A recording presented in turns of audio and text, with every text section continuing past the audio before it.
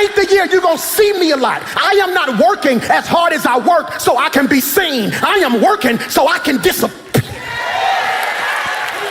Paul says, I begged him to take it away. I begged him not to give it to me. He says, but then he told me, my grace is all you need. My power, look at this, it's on the screen, works best in weakness. Can you underline that for your notes? Because I told you, you're not defeated, you're just weak.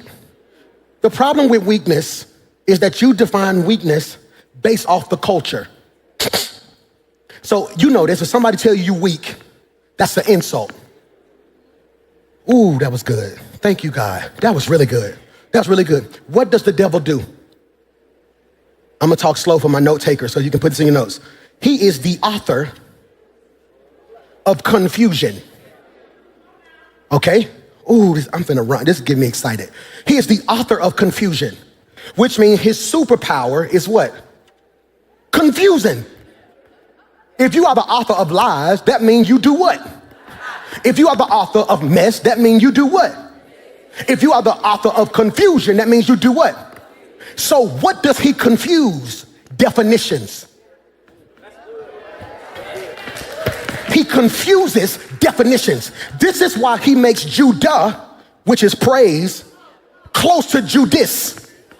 If Judah was Old Testament, which means it came first, which means praise, out of every person he could have picked to betray Jesus, why would he pick Judas? Because it's close enough to Judah. Because praise is sincere, but when you praise the wrong stuff, it becomes betrayal. So he's the author of confusion.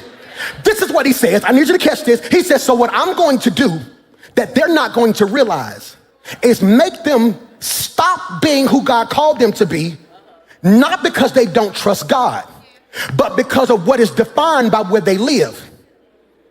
So if I make the definition of weakness an insult, when they see it biblically, they will apply a earthly definition to a spiritual term. So if I walk up to you as a man and say, boy, you weak, first thing you do is get offended. But what you should have said was, but when I'm weak. He confuses.